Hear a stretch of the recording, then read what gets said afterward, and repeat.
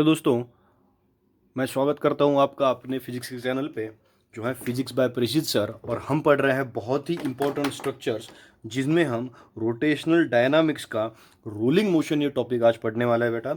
और जो टॉपिक ये बहुत ही ज़्यादा रेटेड होता है in terms of CET and NEET के लिए।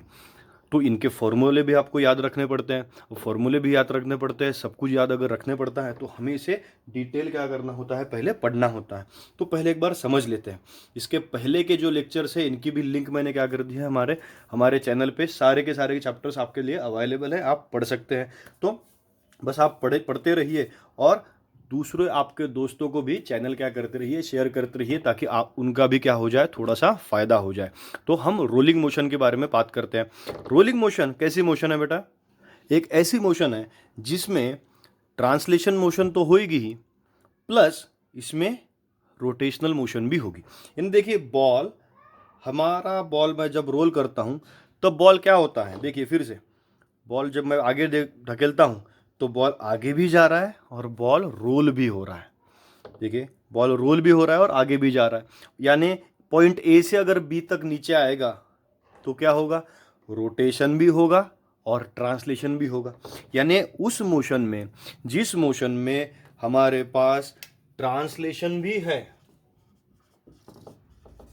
ट्रांसलेशन भी है और रोटेशन भी है, ट्रांसलेशन भी है और रोटेशन भी है, उस मोशन को क्या कहा जाता है, रोलिंग मोशन कहा जाता है। और हमें रोलिंग मोशन की काइनेटिक एनर्जी निकालनी है, रोलिंग मोशन में वेलोसिटी निकालनी है, रोलिंग मोशन में डिस्प्लेसमेंट निकालनी है, रोलिंग मोशन में एक्सेलरेशन निकालना है। यानी पूरा रोलिंग मोशन हमें आज ख़त्म कर देना है। तो आपको अगर समझ में आ गया होगा कि कैसे बॉल रोल हो रहा है, तो हम सबसे पहले क्या करेंगे, देखिए बॉल अगर रोल हो रहा है तो क्या है, उसमें काइनेटिक एनर्जी ऑफ ट्रांसलेशन भी है और काइनेटिक एनर्जी ऑफ रोटेशन भी है। क्योंकि बॉल आगे जा रहा है तो आगे जाना यानी ट्रांसलेशन, और रोल होना यानी रोटेशन, ये सब कुछ आ गया उसमें। तो सबसे पहले काइनेटिक एनर्जी निकालते हैं, हमारे साथ में ही निकालेंगे बेटा। Kinetic energy of rolling motion, it is kinetic energy of translation लिखेंगे, kinetic energy of translation plus kinetic energy of rotation. Kinetic energy of translation plus kinetic energy of rotation, क्या बनेगा फॉर्मूला हमारा? काइनेटिक एनर्जी ऑफ ट्रांसलेशन आता है half M we square plus kinetic energy of rotation आता है half I omega square. आपको बाकी के टर्म तो अब पता है, m is mass, v is velocity, i is moment of inertia, omega is angular velocity. हम अब क्या लिख सकते हैं?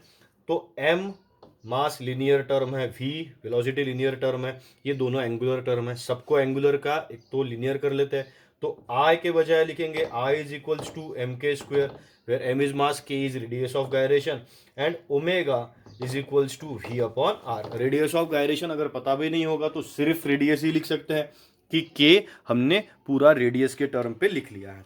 तो फॉर्मूला क्या बनेगा, देखिए, half M we square plus half I के बजाय लिख लिया m k square, in bracket omega square है इसलिए v square upon r square आ गया। अब पूरे स्ट्रक्चर्स में से काइनेटिक एनर्जी ऑफ रोलिंग में क्या क्या कॉमन निकलेगा बेटा?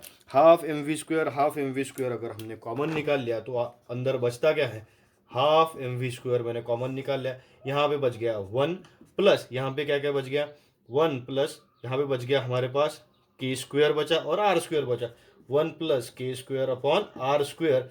ये हो गई आपकी कौन सी energy, kinetic energy. Kinetic energy कौन से स्ट्रक्चर में, kinetic energy of rolling motion. आ गया बेटा, kinetic energy of rolling motion. अब क्या करना है, kinetic energy of rolling motion तो मिल गई, फिर अब हमें निकालनी है velocity. Velocity of rolling motion निकालते हैं ना, पूरी काइनेटिक हमें पूरी रोलिंग मोशन ही खा जानी है। तो वेलोसिटी अगर निकालना है तो डायग्राम को देखिए, पॉइंट ए से बी तक हमारा बॉल आ रहा है, रोल होते हुए आ रहा है, इंक्लाइन प्लेन पे रोल होते हुए आ रहा है। अगर वो आ रहा है तो हम क्या कह सकते हैं कि total potential energy it is getting converted into कौन सी एनर्जी, काइनेटिक एनर्जी। कि पोटेंशियल एनर्जी जो ए पे है वो टोटल कैसे कन्वर्ट हो रही है, कौन से एनर्जी में, काइनेटिक एनर्जी में कन्वर्ट हो रही है, क्योंकि यहाँ पे तो at the state of rest ही है, यहाँ पे वो कन्वर्ट हो जाएगा। तो मैं पोटेंशियल एनर्जी का फॉर्मूला क्या लिख सकता हूँ, mgh, और काइनेटिक एनर्जी यही मैं यहाँ पे लिख सकता हूँ। है कि नहीं। तो इस पे से मुझे मिल जाएगा, हमारे पास वेलोसिटी का टर्म आ जाएगा। तो चलिए ये मैं क्या करता हूँ, इसे मैं पोंछ लेता हूँ एक बार। आपने लिख ही लिया होगा, नहीं लिखा होगा तो आप पीछे जा सकते हैं, वीडियो ही है, थोड़ा सा पीछे चले जाइए और हम निकालेंगे वेलोसिटी। देखिए वेलोसिटी को मैं लिखता कैसे हूँ, velocity can be represented as kinetic energy is equals to कौन सी एनर्जी लिख लिया मैंने, पोटेंशियल एनर्जी लिखेंगे।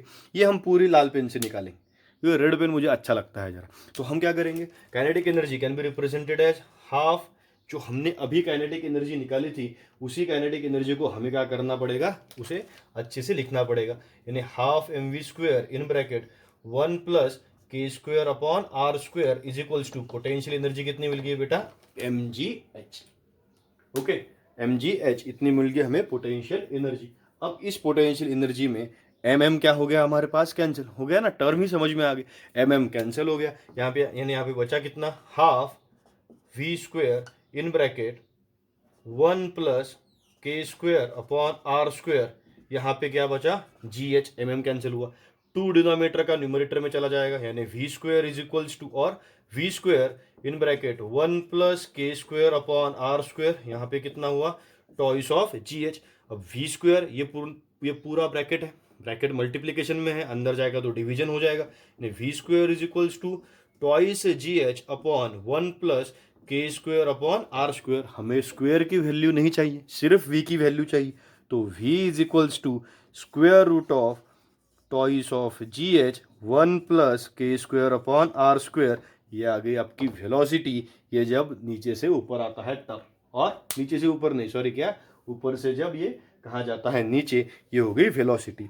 ये k² अपॉन r² अपर हम बाहर नहीं निकाल सकते, क्यों नहीं निकाल सकते, क्योंकि वो फ्रैक्शन है, वो फ्रैक्शन तो वही रहेगा। ये मिल गई बेटा आपकी वेलोसिटी। अब वेलोसिटी के बाद में कोई कहेगा सर डिस्टेंस कितना आएगा, बेटा डिस्टेंस तो ऐसे ही आएगा। ओके, तो वेलोसिटी आप एक बार लिख लीजिए ताकि आपको समझ में आ जाए। फिर मैं डिस्टेंस निकालता हूँ, डिस्टेंस कैसे, समझ लीजिए, मुझे डिस्टेंस निकालना है।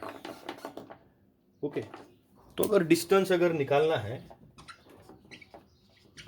डिस्टेंस कहाँ से, from A to B, distance कहाँ से, फ्रॉम ए टू बी।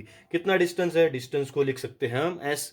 इस ट्रायंगल में अगर ये थीटा कंसीडर कर लिया जाए, ये अगर हमारे पास थीटा है तो हम क्या लिख सकते हैं, sine theta is equals to H upon s, h is height and h is equals to s sine theta, और s is equals to H upon sine theta, दोनों भी लिख सकते हैं।